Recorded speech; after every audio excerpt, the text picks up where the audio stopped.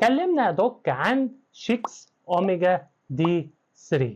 طب وليه نتكلم عن 6 اوميجا دي 3؟ ما نتكلم عن المجموعه كلها. عندنا 4 انواع من 6 اوميجا دي 3: 6 فيت، 6 بريز، 6 جروي. عندنا بقى 4 انواع كده من المكملات الغذائيه اللي بتدعم صحه اطفالنا، من بقى زي ما قلنا فيتامين مكمل غذائي، لاوميجا لحاجه لتحسين وتقليل الكحه عند الاطفال، لحاجه بقى فيتامين بيساعد بقى على النمو. وده غير على فكره الفيتامين اللي فيه بقى نسبه فيتامينات عاليه، لا في بقى نوع تاني من 6 جروي. ده 6 جروي ده بيساعد على نمو الاطفال. يعني بقى ان شاء الله هيبقوا كده حلقتين، الحلقه دي والحلقه الجايه ناريين. بس قبل ما نتكلم عن اي حاجه نصلي على سيدنا محمد عليه افضل الصلاه والسلام ونرجع نكمل الفيديو بتاعنا.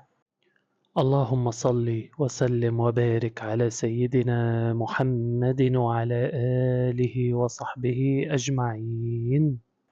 بسم الله الرحمن الرحيم. والنهارده يا جماعه هنتكلم عن 6 اوميجا دي 3، واللي بيدعم صحه المخ عند اطفالنا من بقى تركيز وتحصيل وكل الكلام بقى اللي احنا عايزينه طبعا فتره الدراسه. فيلا بينا نبتدي بمكونات 6 اوميجا دي 3، وهم 3 عناصر والتركيزات بتاعتهم بيكونوا لكل 5 ملي من الفيتامين ده. اول طبعا عنصر وهو اكيد الاوميجا 3. الاوميجا 3 بتركيز 300 مللي جرام، واللي بتتقسم ل دي اتش اي بتركيز 167 مللي جرام، واللي بيعمل الدي اتش اي طبعا على تحسين الصحة العقلية وتحسين النظر والكلام ده عند أطفالنا، بالإضافة للإي بي اي بتركيز 83 مللي جرام، واللي بيدعم تنشيط الدورة الدموية. وفي بقى 50 مللي جرام كده باقي انواع اوميجا تانية مش مهمه قوي بالنسبه لنا، لكن المهم بالنسبه لنا هو الدي اتش اي بالنسبه للتركيز والتحصيل والكلام ده، والاي بي اي. اما بقى تاني عنصر فهو فيتامين سي.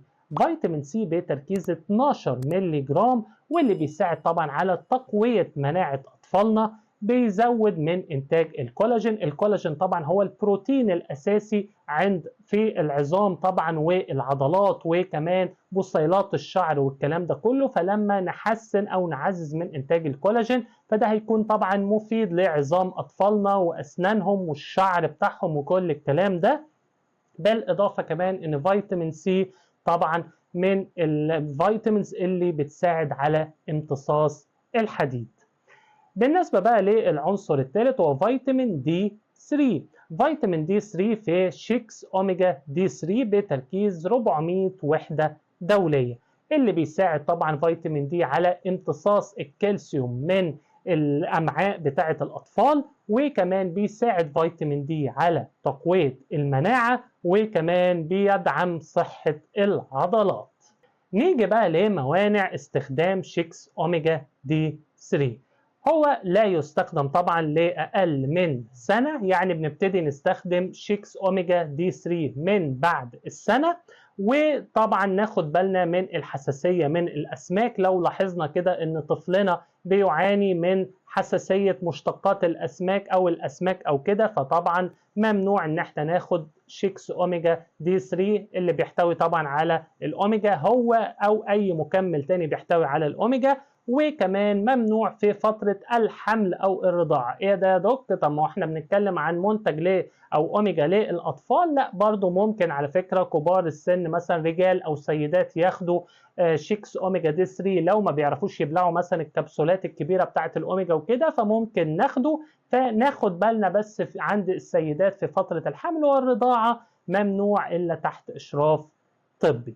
نيجي بقى للجرعة اليومية من 6 أوميجا دي 3. الجرعة اليومية بتكون 5 ملي، ويفضل طبعا بعد الغداء أو بعد الوجبة اللي بتحتوي على نسبة دهون عالية، لأن الأوميجا من الفيتامينات أو المكملات اللي بامتصاصها بيتحسن مع وجود دهون في المعدة.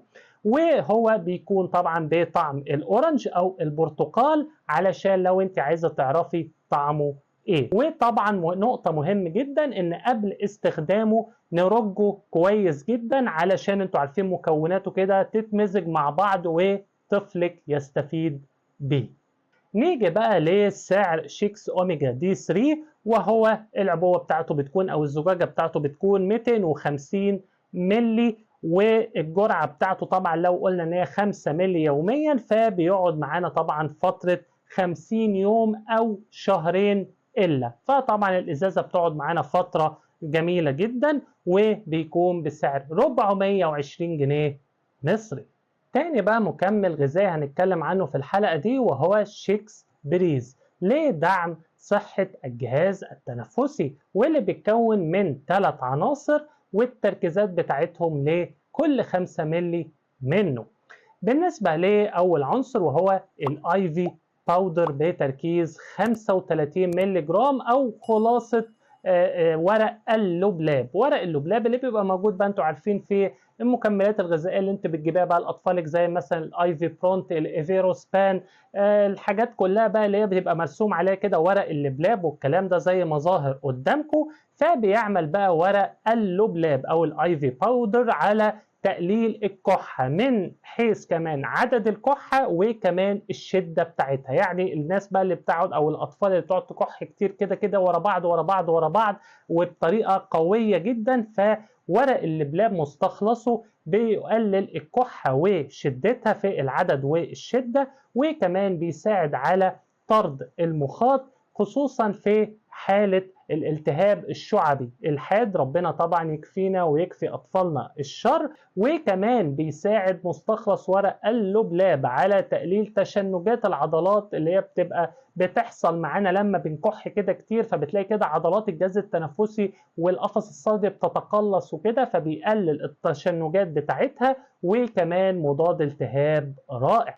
تاني بقى مكون من شيكس بريز وهو مستخلص الليكوريش باودر أو مستخلص العرقسوس بتركيز 21.7 ملي جرام، واللي بيعمل كده سبحان الله مستخلص العرقسوس على تنظيف الرئتين من البلغم بقى والمخاط وكل الكلام ده. ثالث بقى عنصر أو آخر عنصر ولكن ليس آخرا وهو السايم باودر بتركيز 21.5 ملي جرام أو مستخلص الزعتر. والزعتر برضو من سبحان الله النباتات الطبيعية اللي بتعمل على تليين برضو المخاط. يعني شوفوا كل بقى المكونات دي سواء الايفي باودر او الليكوريش او الصايم، كل المكونات دي بتعمل على طرد البلغم وتليين المخاط والكلام ده كله. بيساعد برضو الزعتر على تقليل اضطرابات التنفس عند الأشخاص اللي بيعانوا من ضيق التنفس، وكمان بيعمل كموسع للشعب الهوائية. موانع بقى الاستخدام بأنه هو لا يستخدم الشيكس بريز لأقل من 4 سنوات، يعني بنستخدمه لأطفالنا من 4 سنوات فيما فوق. في فترة برضو الحمل أو الرضاعة للسيدات اللي ممكن مثلا عايزين ياخدوا حاجة تركيبتها طبيعية والكلام ده، فممنوع بس إلا في فترة الحمل أو الرضاعة عند السيدات إلا تحت إشراف طبي. الحساسية طبعا من أي من المكونات اللي احنا ذكرناها. في حالة برضو أمراض القلب أو الأوعية الدموية، أو في حالة مثلا كبار السن اللي عندهم مثلا ضغط عالي أو كده، فممنوع ياخدوا الشيكس بريز. وكمان في حالة القصور الكلوي. بالنسبة لجرعات شيكس بريز مقسمينها كده بطريقة كده ظريفة جدا. من سن 4 سنوات إلى 6 سنوات بناخد 5 ملي يوميا. بالنسبة بقى للفئة العمرية من 7 سنوات إلى 12 سنة فبناخد 10 ملي يوميا. وبقى أكبر من 12 سنة أو كبار السن بناخد 15 ملي يوميا. وقبل ما انسى شيكس بريز بيكون بطعم الجوافة.